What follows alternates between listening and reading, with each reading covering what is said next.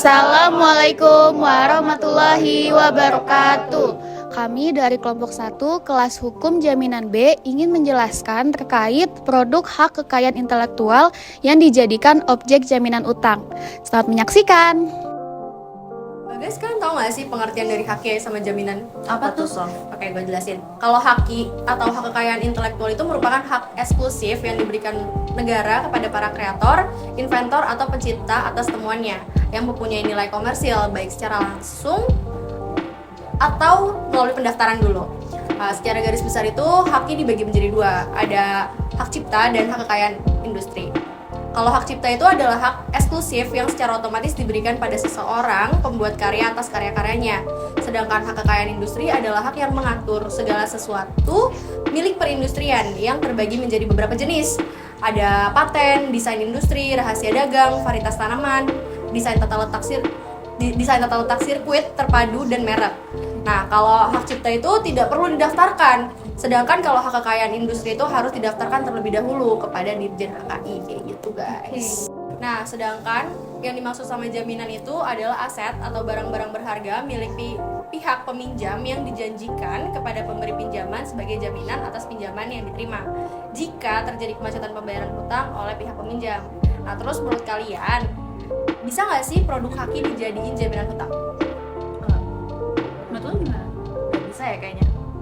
Tapi seingat gue tuh bisa, karena haki itu termasuk benda bergerak dengan bentuk tidak berwujud, mempunyai nilai yang ekonomis dan dapat dialihkan serta dapat dibebani dengan jaminan fidusia. Sebelumnya itu seingat gue udah diatur di dalam Undang-Undang Nomor 28 tahun 2014 dan Undang-Undang Nomor 13 tahun 2016 bahwa hak cipta dan hak atas paten dapat dijadikan sebagai objek jaminan fidusia. Namun terdapat beberapa kendala nih yang membuat haki nggak bisa dijadiin objek jaminan, yaitu belum ada peraturan pelaksanaan terkait haki, terus belum adanya konsep yang jelas terkait penilaian aset haki, dan belum adanya lembaga penilai khusus aset haki di Indonesia. Tapi sekarang itu udah ada peraturannya, yaitu PP nomor 24 tahun 2022 sebagai bentuk peraturan pelaksana dari UU nomor 24 tahun 2019 yang disahkan oleh Pak Jokowi. Maka saat ini masyarakat udah bisa ngajuin pinjaman dengan objek jaminannya itu haki. Nah, tapi kalau kalian berdua tahu nggak fidusia itu apa? Apa sih? Nah, kalau fidusia itu adalah salah satu bentuk pengalihan hak atas kepemilikan yang bentuk jaminannya kemanfaatan objek ini masih bisa dimanfaatkan sama pemiliknya. Oh gitu. Dan jadi tuh sertifikat kekayaan intelektual itu dapat dijadikan jaminan di bank sebagai fidusia gitu ya. Oke, nah contohnya nih, aku tuh pernah baca ya, kayak misalnya aku punya hak cipta lagu yang diunggah di YouTube misalkan, dan viewersnya tuh banyak, udah jutaan penonton lah. Maka sertifikat hakinya itu berlaku untuk dijadikan jaminan untuk pinjaman karena sudah memiliki nilai jual. Nah, kemudian nanti dalam pelaksanaannya lembaga keuangan akan dibentuk tim penilai yang bertugas untuk menilai objek kekayaan intelektual yang diajukan. Adapun hal lain yang membuat lembaga keuangan bank ataupun non-bank yakin untuk menjadikan hak atas kekayaan intelektual dijadikan sebagai jaminan, yaitu dengan berdirinya lembaga manajemen kolektif nasional yang dibentuk sejak tahun 2014 atas amanah terbitnya UU nomor 28 tahun 2014 tentang hak cipta.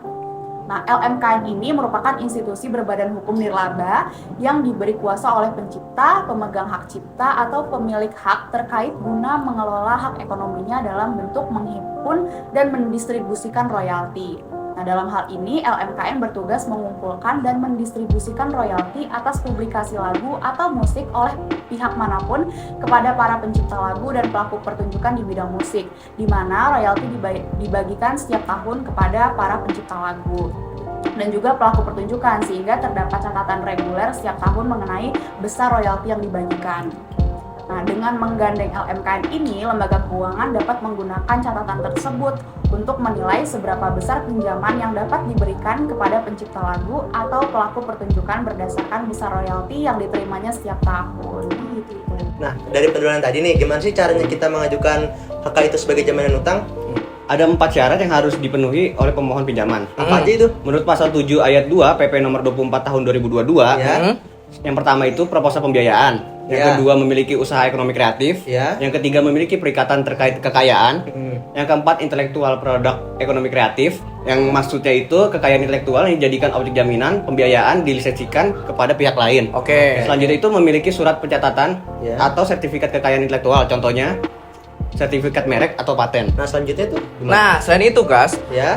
biasanya kekayaan intelektual yang ingin dijadikan dijadikan objek jaminan, Ya. itu tuh harus tercatat atau terdaftar di Kemenkumham dulu, guys. Oh, oke. Nah, atau yang sudah dikelola baik secara sendiri atau dialihkan haknya kepada pihak lain. Itu Ya. menurut pasal 10 PP nomor 24 tahun 2022. Ya. Nah, kemudian kekayaan intelektual yang sudah dikelola maksudnya itu kekayaan intelektual yang sudah dilakukan komersialisasi Ya. sama pemiliknya sendiri atau pihak lain. Nah, dengan berdasarkan sesuai perjanjian. Ya. Kemudian, jika pemohon pinjaman telah memenuhi syarat-syarat tersebut, maka setelahnya pasal 8 PP nomor 24 tahun 2022, pihak lembaga keuangan atau non-bank akan melakukan verifikasi terhadap usaha ekonomi kreatifnya. Terus gimana tugas? Nah, selanjutnya verifikasi surat pencatatan atau sertifikat kekayaan intelektual milik pelaku ekonomi kreatif yang dapat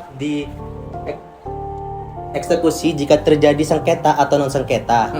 Nah, dan akan memberi penilaian terhadap kekayaan intelektual yang akan dijadikan objek jaminan utang. Oke. Nah, dengan adanya tim penilai dari lembaga keuangan bank maupun non-bank yang akan menilai kekayaan intelektual dijaminkan oleh pelaku ekonomi kreatif, maka nantinya pemberi pinjaman akan menentukan nilai kekayaan intelektualnya tersebut semakin tinggi nilai dari potensi ekonomi dari karya cipta, merek atau paten yang dimiliki, maka nilai pinjaman yang diberikan pun akan semakin besar, Pis. Oh, berarti Iya. harus sesuai dengan nilainya tersebut, Iya, ya kan? iya, Oh. jadi harus sesuai nilainya. Nah, sekarang kita udah tahu kan kalau ternyata produk haki itu bisa loh dijadikan objek jaminan hutang di bank. Tapi gue pribadi masih bingung nih, gimana sih prosesnya itu? Misalkan gue sebagai pihak peminjam yang mau mendaftarkan, bukan mendaftarkan sih, tapi lebih ke menjaminkan produk haki gue ke bank. Kalian ada yang tahu nggak sih proses detail itu kayak gimana? Yang gue tahu ya, jadi kita ini sebagai mempunyai hak cipta itu dapat menjadikan hak cipta kita ini sebagai objek jaminan bank. Nah, yang pertama itu caranya kita harus ke LMKN dulu, yang sudah tadi teman kita jelaskan ya. Nah, dari LMKN ini, LMKN akan menilai berapa sih nilai objek jaminan kita ini atau nilai dari hak cipta kita ini. Nah, nanti dari situ kita akan dapat lisensi dari LMKN. LMKN juga bekerjasama dengan Kemenkumham ya, jangan lupa. Nah, terus dari LMKN itu kita akan dapat lisensi nih. Baru kita bisa mengajukan ke bank sebagai objek jaminannya. Misalnya nih, Betsy sebagai hak cipta, gue sebagai LMKN, dan Sule ini sebagai pihak bank. Nanti Betsy akan memberikan hak ciptanya ke LMKN. LMKN akan menjelaskan berapa banyak royalti dan nilai dari hak cipta itu sendiri. Nanti gue ini bekerja sama dengan Kemenkumham dan mengeluarkan sebuah lisensi yang akan gue berikan kepada lu. Nah, dari lu ini nanti akan diberikan sebagai objek jaminan ke Sule. Nah, jadi itu penjelasan dari gue tentang bagaimana cara kita mengajukan hak cipta haki ini sebagai objek jaminan ya. Gitu. Jadi LMKN ini atau lembaga manajemen kolektif nasional ini tuh bisa menentukan harga dari produk haki itu ya? Bener. Oh. Jadi sebagai lembaga ketiga antara kita dan bank sebagai penentu nih berapa banyak sih atau nilai dari haki kita tuh berapa gitu. Oh gitu. Berarti kalau misalnya gue sebagai pihak peminjam jatuh temponya misalkan anggaplah 3 bulan gitu. 3 Tapi bulan. setelah 3 bulan gue nggak lunasin, gue nggak nyicil gitu kan. Berarti kemungkinan besar nih yang gue tangkap dengan analogi gue ya, hak cipta gue itu royaltinya bakal langsung otomatis terakhir ke bank. Betul. Dari LMKN tadi. Iya, Karena betul. gue uang prestasi kan istilahnya gue udah bayar. Tapi gimana kalau misalnya ternyata hak cipta gue itu misalkan apa ya, lagu atau gue punya untuk spontannya itu viewer sejutaan gitu kan, tiba-tiba jadi sepi, jadinya tuh nggak menghasilkan royalti apapun. Jadi nilainya berkurang gitu. Iya. Nah, jadi gini Ci, kalau misalnya royalti dari produk haki tersebut semakin lama tidak memenuhi hutang dari debitur, misalnya hak cipta dari lagu nih dimiliki sama debitur, nilainya menurun, maka lisensi hak cipta tersebut dapat dilelang sebagaimana ketentuannya dalam Undang-Undang Nomor 42 Tahun 1999 tentang fidusia.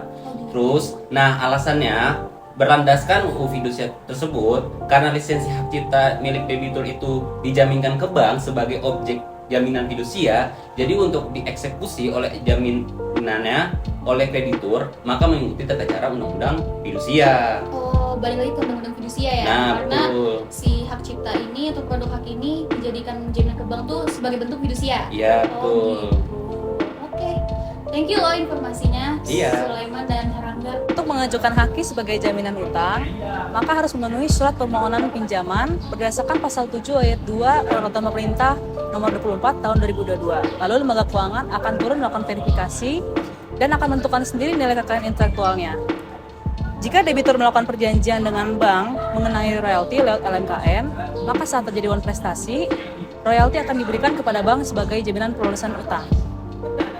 Sekian pemaparan dari kelompok kami, semoga bermanfaat bagi teman-teman sekalian. Wassalamualaikum warahmatullahi wabarakatuh.